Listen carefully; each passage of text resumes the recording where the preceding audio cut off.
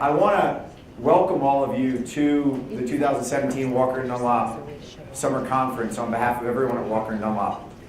As I thought about what I could potentially share with you all this morning, there is nothing that I think is more impactful and powerful to what's happened in my life than the experience that I've gone through. I'm an image person. I'm the son of a professional photographer and a father who has always focused on where someone went to school or the companies that they work for. And so I've always had images and what images look like in my mind. If you think that this display behind me or the way that the layout or the invitation to Sun Valley was approved on the first proposal, you don't know me very well. And Susan Weber would love to work for you.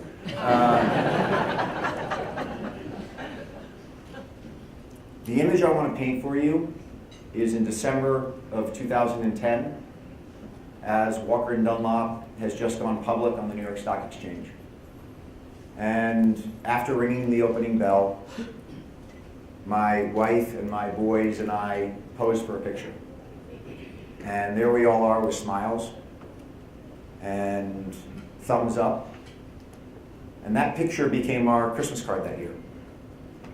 And what you would see in that image is a family that's just taken the family company public, smiling kids, healthy kids, and everything looks really great in the Walker household. And as we all know, you can't judge a book by its cover. And what Sheila and I were going through on a personal basis at that time was, I don't think, terribly dissimilar to what goes on in most young couples' lives as it relates to the challenges of raising young kids, building a career, money, friendships, time management, all the things that most people deal with in raising a family and trying to create a life. And so we would have disagreements, and it was as if we were playing a ping pong match.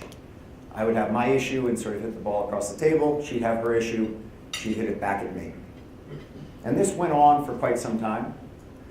The difference in Sheila's and my relationship than many others is that as that ping pong match went on, something would trigger me to get very upset. And our arguments would turn into a fight. And during those fights, I would view them as the ability for me to just release. Issues that had built up, I'd just say, we have this fight, and the next morning I'd wake up and I'd feel fine. I got it off my chest, all good, let's move forward. But that wasn't what Sheila was experiencing. She was scared by the intensity of my words. She was deeply hurt by the demeaning and derogatory comments that I would say during those fights. And that interaction undermined the core trust of our marriage. And so as the ping pong match went on and as the fights would happen, in October of 2015, we were at a counseling session and our therapist turned to Sheila and said, "What would you like to do?" And she said, "I want to get separated." Now I'm a problem solver. Most of you in the room who run companies or do deals, you don't get the easy stuff that comes to you, you get the hard stuff. Your job is to fix problems. And so all of a sudden I was faced with the biggest problem I'd ever had in my life. And so my natural reaction, my natural tendency was to fix it. And so for the next 3 months, the ping pong match basically turned into a one-way ping pong match. She'd serve an issue and I'd just take it. And I didn't return service. And my expectation was that if I let all those things happen and I just completely capitulated, that everything would get better. And unfortunately it didn't. And so my expectation was that it was going to get better. It didn't get better, and all that did was make my anger deeper. And so over Christmas vacation of 2015, we finally said, this is done, we're split. And we went back to Washington in January, and what I would call the mourning process began for me.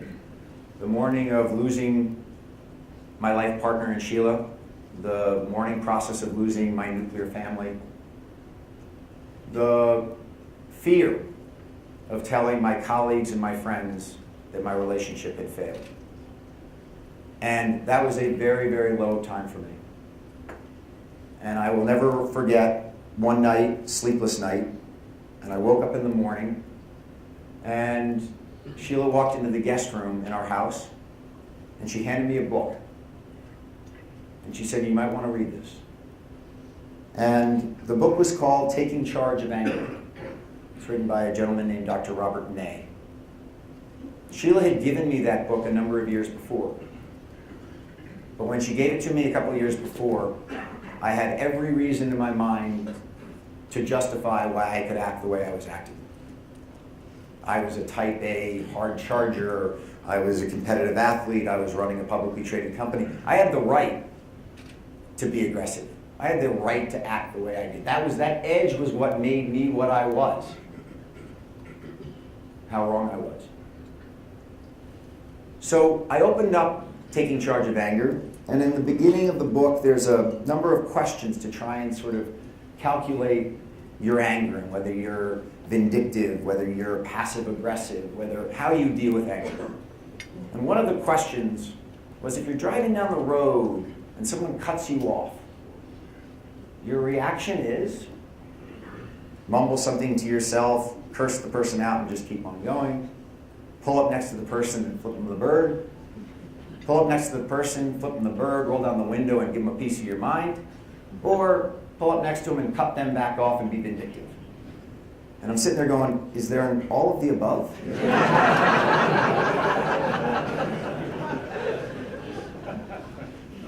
And I realized that this book had something in it for me. And so I devoured that book. I read it from cover to cover as quickly as I possibly could. And I also started to work with Dr. Ney. Just happens to be that he lives in the Washington area. And Sheila coordinated for me to go find Dr. Ney and to meet with Dr. Ney. And over the ensuing year, 2016, I started to think about the way that I was living my life, the way I was acting. And the book helped me understand that most anger comes from missed expectations. And as you dive into this type of work, you realize that there are two sides to expectation and anger management. The first side is your own personal narrative. What's the world that I'm interacting with supposed to be like? And how do I process what I'm seeing and what I'm doing? The other side is physiological. So on the processing side of things, let me give you an anecdote. I'm TSA pre, as I'm assuming most of the people in this room are. And I started using TSA pre, and I arrived at the airport, and over a period of time, my expectation was that TSA pre pretty much took me 3 to 5 minutes to get through security. And so I started to plan that I could leave my house at 6 a.m., drive 20 minutes, get through security in 5 minutes, walk to the gate in 5 minutes, be at my gate half an hour before my 7 o'clock flight. So I lived my life that way. That was my expectation. Then all of a sudden, one day I show up, and the TSA pre-line is out the door. And now I'm pissed. I'm like, who did they let in the TSA program? And, oh, by the way, what's up with the staffing model that TSA has that they've got these people who can't process enough people? And I'm sitting there and getting more and more pissed off. I'm watching my watch, and the flight's getting closer and closer to leaving. My stress level is up. I'm making chippy remarks about the people in line next to me. I get to the guy to check my thing, and I'm telling him that his boss's staffing model's all screwed up. And then I get through the security thing, and I race to my gate, and when I get there, I'm flustered and I'm pissed off, and I finally either make it or don't make it, but I'm just in a bad place. And it's all because my expectation was it was 3 to 5 minutes, and it turned into 15 to 20 minutes. But the issue with that is the only reason that I needed 5 minutes to work is because I made the decision to leave home at 6 a.m.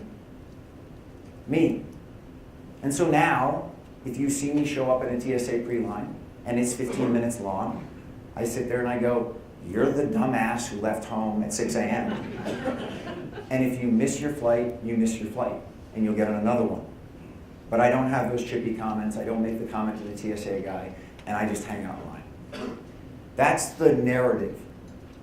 Now let me go to the physiological. Last summer, I was here in Sun Valley, and I was biking up the bike path. I'm with a buddy on my right, I'm on the left, we're heading north, and a person biking south is down on his bike, and he's looking at his computer, and he's not noticing that he's drifting into my lane. Each one of us has inside of us a fight or flight mechanism that must fire at that moment. You're either going to fight it or you're going to run away from it. It's physiological. We're all built with it. When you do this work, what you get to know, though, is you can feel it coming on and you can learn how to control it. So my buddy's to my right, I'm down on my bike, and I'm watching this guy. And he's drifting at me, and I'm saying to myself, I'm in control.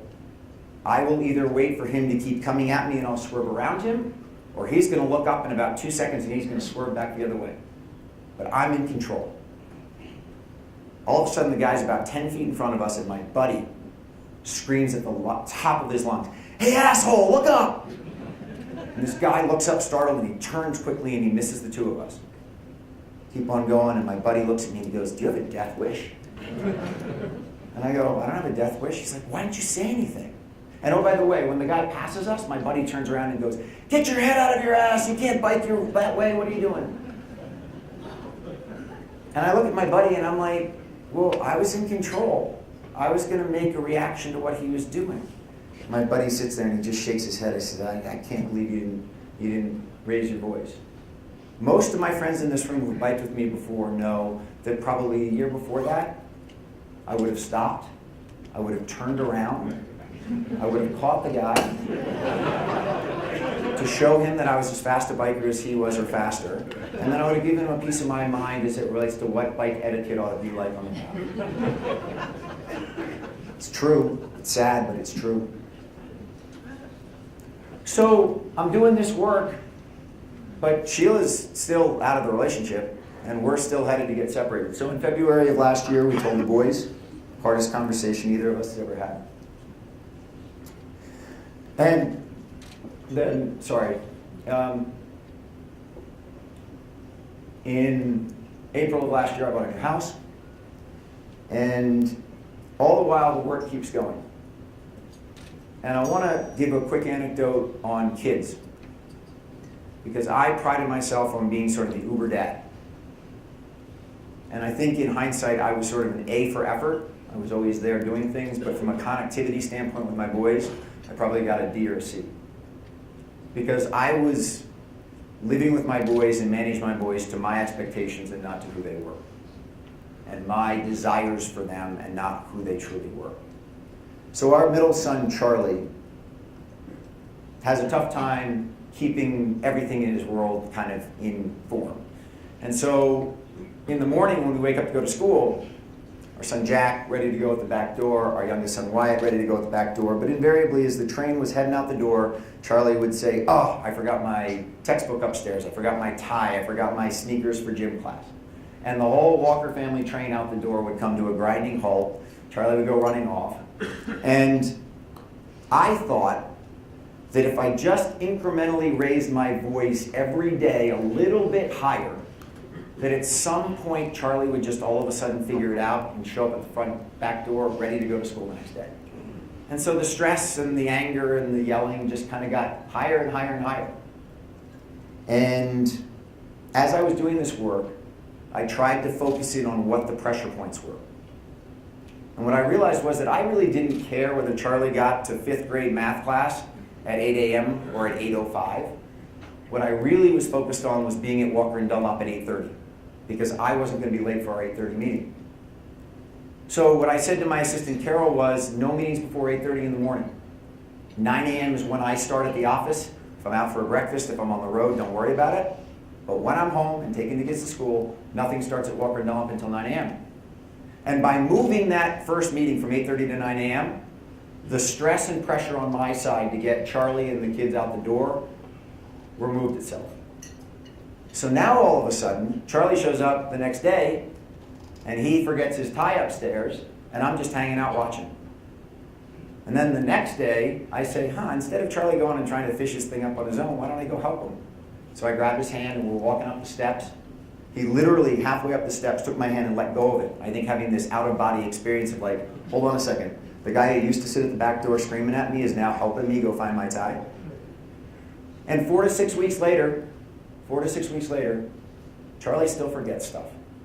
Charlie's a forgetful kid. I gave him a t-shirt in the airport the other day and he forgot it in the airport. But all the stress and problems of getting out the door went away, and 90% of the time, Charlie's got his stuff together. And the emotion of that moment is gone. At work, we had a group inside of Walker & Dunlop that had been struggling for a number of quarters, 8 or 9 quarters. And I thought the only way to get that group to perform was for me to put them right in my fist and to hold them. To put them in the corner, and every single time we'd get results, kind of beat them up. Why haven't you done this? Why haven't you done that? You missed expectations, you missed expectations, you missed expectations. It used to drive me nuts, and I know for a fact the manager of that group drove them nuts too. And during this work, I realized that expectations are going to be missed unless you give people time and reasonable expectations to meet. So rather than managing this on a weekly basis and a monthly basis, I just said, I'm going to let go. Here's what I expect by the end of the year. Have at it. If you make it by the end of the year, great. If you don't make it by the end of the year, we got another discussion to have. That was a very difficult thing for me to do. And it was even more difficult because we are a publicly traded company that relies on quarterly results. And if this group fell off the table, and I thought the only reason they were on the table was because I was holding them like this, that we would pay the price. As you can probably guess, that group took off and has had 3 or 4 of the best quarters they've ever had. So Sheila and I separated over the summer of last year, and the boys started going back and forth. And we were getting used to our new life as a separated, heading towards divorced couple. Another image for you. September 6th, 2016. The start of the school year in Washington, D.C. Sheila thought that our middle son, Charlie, ought to look at another school last year. I fought it because I'm a trustee of a school in Washington called St. Albans. I went there, and 2 of our boys were there, and our 3rd was supposed to be going there. And Sheila thought that Charlie ought to look at another school. I fought that. She convinced me he should. He went and looked at some other schools, fell in love with a school called the Field School, applied, got in. And as Charlie got in, our eldest son, Jack, who was doing fine at St. Albans, said, "Can I look at Field too?" Now my head really spun around. And I had an image that on September 6, 2016, I and my 3 boys and Sheila were going to be sitting there in front of St. Albans. Great picture, full family, sort of back to the stock exchange picture. I was going to send it to all my St. Albans buddies saying, "Hey, look at me. Isn't this great?" So now Sheila was out of the picture because we were separated. Charlie was out of the picture because he was going to Field. And my eldest son, Jack, said, "I want to go to Field too." And after Jack went to see the Field School, he came home that day, and we're walking to dinner, and Charlie's here. And I turned to Jack, I say, "How'd your visit at Field go?" And before Jack could say anything, his younger brother, Charlie, goes, "Dad, Jack thinks that if he tells you he likes Field, you're going to get mad."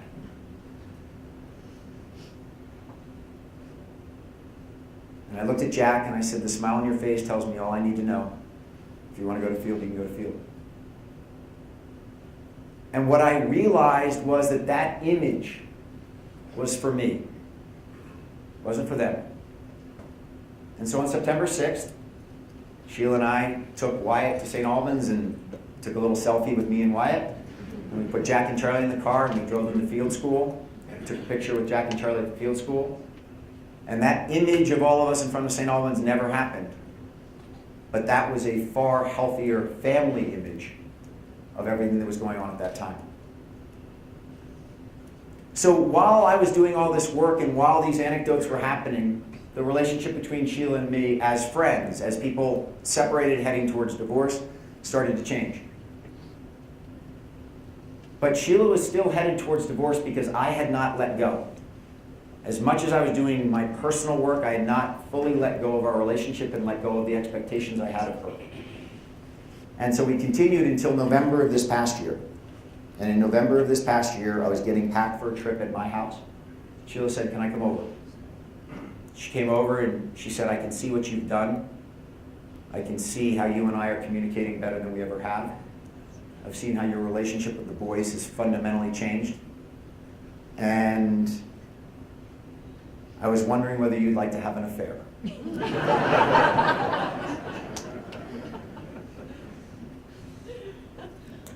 That wasn't a hard question to answer. And so, unbeknownst to anybody else in our lives, in November of last year, a couple that was still technically married started having an affair.